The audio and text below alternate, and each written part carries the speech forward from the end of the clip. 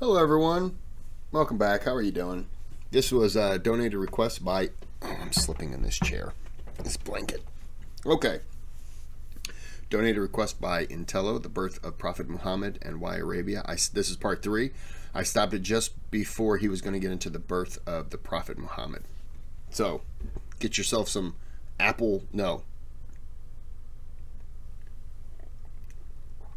peach cider and get into the video. Let us now move on to the issue of the birth of the Prophet ﷺ. We spoke about Abdul Muttalib and his ancestors. We now get to the Prophet ﷺ's direct and immediate parents, and these are of course Abdullah and Amina. Abdullah and Amina, both of them, we have but a few lines about their life and times. We have very little about them for a number of reasons. Firstly, because the both of them, as we know, lived very short lives. They both died in their early 20s maybe even before this, 18, 19. Secondly, and so obviously you have I know the father died on I keep wanting to say excursion trip. Was it a caravan?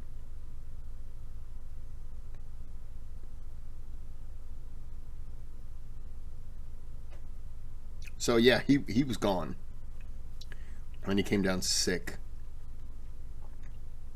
That I remember. Does anybody know what he died of? What the sickness was? He'll probably say it. I didn't realize the mother died young though. Maybe I did and I don't remember that video. short life. You don't have a lot of memories to leave. I mean, you have only lived a few years. Secondly, the both of them died before it was known that the Prophet is a Prophet ﷺ. So nobody's recording the life and times of even those 20 years. These are regular people of Quraysh. They might be noble, they might be good, but there's no prediction that these are going to become the parents. Thirdly, when the Prophet ﷺ becomes a prophet, it's already been 40 years, right, since his parents have died. And by the time he gets to Medina, 53 years. By the time he himself passes away, 63 years. Who's alive to remember what happened 63 years ago? Right? So when Islam finally reached izzah, power, when Islam finally became stable, who is living to remember those early days of Islam? And that is why we're going to come to this, inshallah, after Ramadan. If he didn't remember his own parents, and he was 40 when he became a prophet, I'm going to say she died when he was 10. I'm just throwing up a number. Who around him would remember, or was with him that whole length of time, that would have remembered his parents if he was 40? So who would have known, yeah, I remember your parents, because they would have had to have been older than him. And, a relative is one thing. Your aunts, uncles, clearly they're going to remember your parents. But, like, the people around you aren't going to. If they died when you were young, and then you grow up and now you're 40, and you talk about your parents, you don't really know them too well outside of what your parent or what your family and friends and all that stuff, what they would tell you about them, you're not going to remember anything, and you're not going to have friends and stuff like that are going to know them, because they're all probably your age. Yeah, that's kind of crazy.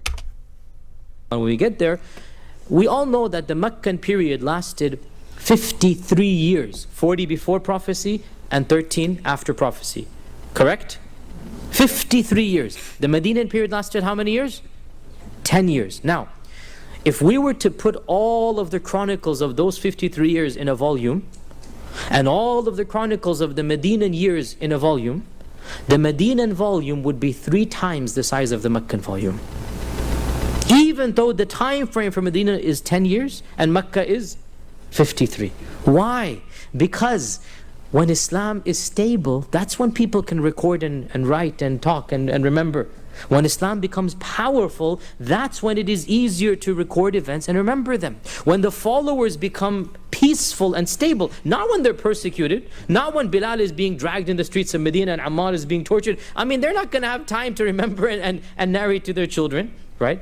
So if this is the case of the life of the Prophet ﷺ, that we have 1 volume versus 3 volumes of his life, what do you think of his mother and father? So sadly, we have very little information, much of which is legend, much of which is not quite, we don't know for sure if it's true or not, but what we do know, inshallah, we'll try to narrate it that we have here. Abdullah, as we know, was... That's too bad. He doesn't know a lot. I mean, he didn't know a lot about his own parents. That's too bad. That's too bad. The one whom Abdul Muttalib was about to sacrifice. I already told you the story that he was saved. Right after this, immediately after the saving of Abdullah, Abdul Muttalib decided that he needed to choose a bride for his son. According to one report, he was 18 years old at the time. And one version says he was 20, 25 years old. But he was a young man, so a young man at the time. And Abdul Muttalib chose for him the daughter of the chief of the Banu Zuhra. The Banu Zuhra were one of the tribes of the Quraysh. We said many times, and the average Muslim is unaware of this, Quraysh is a big tribe. Within it are many small sub-tribes. We have to memorize this. Quraysh is the large tribe. Within it are many sub-tribes. The Banu Hashim is one, the Banu Zuhra is another. So the chief of the Banu Zuhra had a daughter by the name of Amina. His name was, of course, Wahab. So the chieftain of the Banu Zuhra was Wahab, and he had a daughter, Amina. And so Abdul Muttalib proposed on behalf of Abdullah.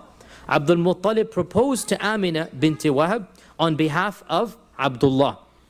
And this proposal took place shortly before the caravan season, when the caravans were about to depart to Syria. I was right, caravans. Why was I so happy about knowing that part? I was so excited. Caravans. Okay. Before that. And so Wahab agreed to marry his daughter to the son. So they were both chieftains, right? And so when you're the son of a chieftain, you want to marry the daughter of a chieftain. Abdul Muttalib is the chief of the Banu Hashim, and the chief of the Banu Zuhra is Wahab. And so the daughter of Wahab, Amina, and the daughter of Abdul Muttalib, Abdullah, they agreed to get married. So Abdullah got married to Amina just a few days before the caravan departed. And it is said that he barely spent 3 or 5 days with her before he had to go with the caravan. He spent barely a week with this new bride of his, and he then departed on the caravan, as you know, never to be seen again. So they had an extremely short marriage. I remember that from a video that I've seen before, but yeah, that's crazy. Only 3 to 5 days, 4 or 5 days. Wow. So clearly, he didn't know she got pregnant. Wow. How long was he gone for? I'm sure I remember it in another video, but it's not registering yet.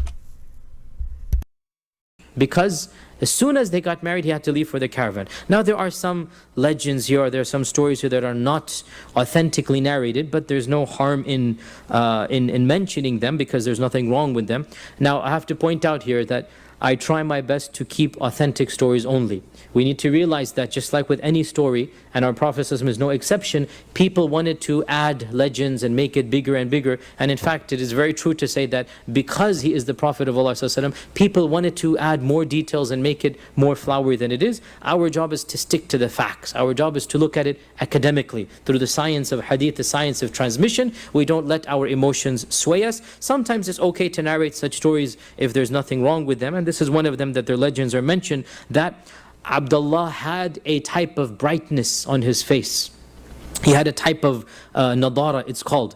And that it is also mentioned that he was a very handsome young man. And so the young damsels of the Quraysh were all eager to marry him. The young ladies of the Quraysh were all eager that he would propose to them. And it is said that a number of them hinted at this to him, that why don't you take me as a bride, and why don't you propose to me? I would be more than willing to become your bride. And he said, I have to follow my father, whatever my father wishes. After he married Amina, those same ladies that were suggesting themselves to him to marry, they stopped taking an interest in him completely. And so he said, what is the matter? Why are you not, speaking with me or anything? So they said that you had a brightness in your face that no longer is there. This is what is said, meaning that after he was with Amina for a while, this brightness left, meaning that obviously it's now the progeny, the Prophet Muhammad ﷺ. Allah knows best. This is not an authentic one, but there's no harm in narrating something like this. Nonetheless, so within a week of marriage, less than a week after marriage, he only... I would say you could also say that the brightness is gone. Well, he's been taken. So you're chasing after someone and you're not going to get him. Sorry, the news is on. Yeah, that's my guess. Why keep chasing somebody after, once they're married? Like, yeah, why be that person? Spent a few days with Amina. He then had to leave, catch the caravan, go all the way to Syria. On the way back from Syria, he fell severely ill with the caravan, and he was slowing the caravan down. And by the time they got to Yathrib, which was later to become Medina, he said to the caravan, I'm slowing you down. I have relatives in Yathrib. I will stay with them until I recover. You go back to Mecca. Question, who were his relatives in Yathrib? How did he have relatives in Yathrib? Go back 2 weeks. Abdul Muttalib's what? Mother. So that's his grandmother. It's his paternal grandmother. Now subhanAllah, notice Allah subhanahu wa ta'ala prepared some relationship with the Prophet in the city he would go to. And this is very rare. The Quraysh married amongst themselves. It's very rare for them to go to out of nowhere. Yathrib is not a city that is common for them, right? And yet Allah prepared this. There's a relationship with Yathrib. The Prophet says, and we're going to come to in 2 weeks, he visited Yathrib as a 6-year-old boy because his mother wanted to take him there, right? So there's a relationship with the city. Allah has in His divine plan this prepared. And so Abdullah says, I have my cousins here in the tribe of Banu Najjar. I have my cousins here. I will stay with them until I recover. You go back to Mecca. By the time the caravan got back to Mecca, Amin is all excited. My husband's coming back. I want to tell him that I'm pregnant. And lo and behold, he's not with the caravan. So most likely Abdullah did not even know that Amina was pregnant. In fact, if we believe this version of the events, which is Ibn Sa'd, he could not have known because he was only with her for 4 days. So by the time the caravan comes back, she is told that he is sick and he should be coming in a few weeks after he recovers. And then the next news comes that he has in fact passed away in Yathrib. Whatever the sickness was, we don't know. He had passed away at a very young age, 22 years old. Whatever the sickness was, we don't know. Okay. That's too bad. He passes away and he is buried somewhere over there. Nobody knows where he is buried. Nobody has ever discovered this, nor can anybody do it now, but he's buried somewhere in Yathrib. So Amina becomes a widow at the age of 18, 19, young age, maybe even younger than this, carrying the offspring of Abdullah. And the Prophet ﷺ is born in the famous year of the elephant. And this leads us to the issue now of the date of his birth. When exactly was he born? Now, and this is the next discussion, which will last us quite a while, because I believe that this is interesting to discuss and also has relevance to modern times. Now, we have been told that the Prophet ﷺ was born on the 12th of Rabi'ul Awwal, and this is the commonly known date. Yet the fact of the matter is that our early historical textbooks mention a number of dates. And there is no unanimous agreed upon decision regarding the date of the Prophet ﷺ's birth. The Prophet ﷺ told us certain things that we know for sure. Of them, in the famous hadith of Sahih Muslim, that a man asked the Prophet ﷺ, why do you fast on Mondays? Why do you fast every Monday? He said, this was the day I was born on. And this was the day that revelation began to me. i.e. Iqra came down on Monday. So we know for a fact he was born on a Monday. Okay, he was born on a Monday and then he was visited on a Monday, but he wasn't visited on the Monday of like his 40th birthday or something like that, right? I think I'm putting too much into that. He just was visited on a Monday. No connection to the birthday other than the birth. He was born on a Monday. Okay. Shh. I'm doing a video. Sorry. Okay. That narrows down a day of the week. How about a year? Well, there are some narrations that mention the year as well. There's a beautiful narration in which Uthman ibn Affan asks one of the oldest Qurashis, and his name is Qubath ibn Ashyam, after the death of the Prophet ﷺ. He asks him, أَأَنْتَ أَكْبَرُ مِنْ رَسُولِ اللَّهِ صَلَّى اللَّهُ عَلَيْهِ وَسَلَّمَ? Are you akbar? Meaning, what does akbar here mean? Older. Anta akbar, because he's an old man. But of course, akbar also means bigger or grander, right? So Qubayth smiles and he goes, the Prophet ﷺ is akbar minni, but I am older than him. Asannu minhu. He changed the question because the question the question is alluding to the fact, are you bigger than the Prophet ﷺ? So he said, no, the Prophet ﷺ is bigger than me, but I am older than him. Ana asannu minhu. And then he says, the Prophet ﷺ was born Aam al-Fil. Aha, we have a year now. He was born in the year of the elephant. And as for me, I remember my mother taking me outside of Mecca as a child, and I saw the dried up green dung that the elephants had left. What does this show? What does this show? That he remembers the elephant's dung, which is basically the same year, the year of the elephants, right? And the Prophet ﷺ was born that year. So he's a little bit older than the Prophet ﷺ, and the Prophet ﷺ is bigger than him. Al-Akbaru minhu. This hadith is narrated in Tirmidhi. So Qubayth therefore puts a date. Also we have somebody asked another Sahabi, Suwayd ibn Ghafla, about the Prophet's birth, and he said, the Prophet and I were both born the same year that we were born Aam al-Fil, the year of the elephant. So from both of these narrations, we can pretty much verify that the Prophet ﷺ was born in the year of the elephant, even though there are some opinions he was born 10, 15, 20 years before after, but these are very minuscule minority. The bulk or the vast majority of early historians said he was born in the year of the elephant. We already said the Arabs did not have a calendar. We already said that they would have a calendar based upon events, the year of the drought, the year of the invasion, the year of the elephant. And then for the next 5, 10 years, they would say 2 years after the year of the elephant, 3 years before the year, until something else big happened, and then they began something else, right? So this was their calendar system until Umar ibn al-Khattab came and said, we need a calendar. This is a part of civilization to have your calendar, right? We need.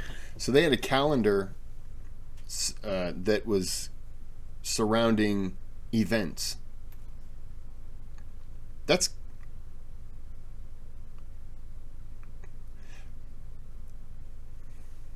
I guess if you don't really know what a calendar is, then having a calendar, it was like, no, it was 2 weeks after that. Do you remember that one crazy woman that came running through? She was doing cartwheels. She had knives in between her toes. She was just doing cartwheels. Yeah, it was 2 weeks after her. Like, that's how you would remember things. Oh yeah, that crazy lady? I remember that crazy lady. Yeah, yeah, I mean, that is how you would remember things. Kind of crazy, but it makes sense, because if you don't know what a calendar is, how are you going to keep one? I've invented a thing. Wait, I've invented a thing, guys. You put it on your wall, right? It opens up, and then you can have pictures of wolves, or sky sets, sunsets, beach scenes, right? And then it's got these little boxes for days. Okay, let's go back. Why do we need to look at sunsets and all that stuff? Because when you put it like that, so what are these boxes? That's the thing, I've labeled them. I'm calling them days. Okay? So what do we do with them? That I haven't figured out yet, but we're going to, every day we wake up, we're going to be in one, and then when we go to bed and we wake up the next day, we're in another one. I don't know, man. This is tricky. Let's just go back to that whole 3 weeks after that elephant took a dump on my neighbor's house. Like, that's so much easier to remember. You got a valid point, but I'm really liking the whole box thing, because to be honest, I took a bunch of pictures of sunsets, and I really just want everyone to see them. Oh, okay, yeah, we can go with that. That's how the calendar started. I heard an interesting fact. This is completely unrelated. And they said that when the calendar started and somebody was like, okay, it's Monday. All right. We have to hold them to the belief that, you know, the day they've never lost track, and there wasn't, was yesterday Monday? Or was it Sunday? Truthfully, I don't remember. I thought today was Tuesday. It's Monday. Again? You shut up. Like that's pretty much how the whole thing starts. And we just going by it just like, yeah, we think it should be Tuesday. Looks like a Tuesday outside. I don't know what a Tuesday outside looks like. I'm having fun talking to myself. The calendar. Sorry. And then he made the Islamic Hijri calendar, which we follow to this day. So pretty much we are confirmed now two things. The year of the elephant and a Monday. Okay, what is the year of the elephant? Difficult to date because we don't have any type of chronicles of the Abyssinians and what they did. But by and large, piecing together various factors that are beyond the scope of this, majority of historians say this corresponds to 570 of the Christian era. 570 of the Christian era. 570 CE, the Prophet ﷺ was born. Now, how about the day of the, so it's the year of the elephant, fine. How about the month and the day of the month? When we look at two of the earliest books ever written about the history of the Prophet ﷺ, we find differing accounts. The most famous book of history is, of course, Ibn Ishaq. We talked about it, the Seerah of Ibn Ishaq. Ibn Ishaq died 150 Hijrah. Ibn Ishaq says, without any chain of narrators, he's writing from himself, that the Prophet ﷺ was born on a Monday, the 12th of Rabi' al-Awwal, in the year of the elephant. So this explains why this opinion is present. He says very clearly that the Prophet ﷺ was born on a Monday, on the 12th of Rabi' al-Awwal, in the year of the elephant. However, between him and the Prophet ﷺ are almost 200 years, because remember, going back to the birth of the Prophet ﷺ is 53 before Hijrah. So between him and the birth of the Prophet ﷺ is 200 years. And he doesn't tell us where he gets it from, who's narrating this to him, what is the chain of narrators. When we All right, I'm going to end it there before I get too far along. I'm doing it about every 14 minutes. So, we're going to end it there. And I got to flip over my chicken. What is happening? The news. Sorry, the news is just weird.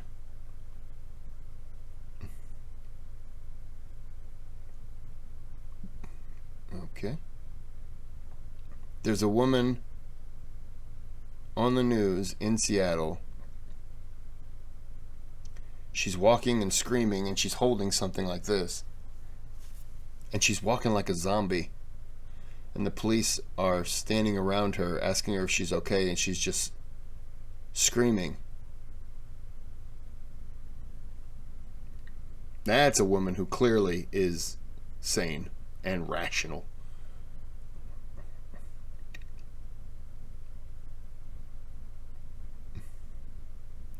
What is going on? All right, I'm done with that. Okay, so this is a donator request. You can donate to the channel too. Any and all donations are appreciated. I gotta quit looking.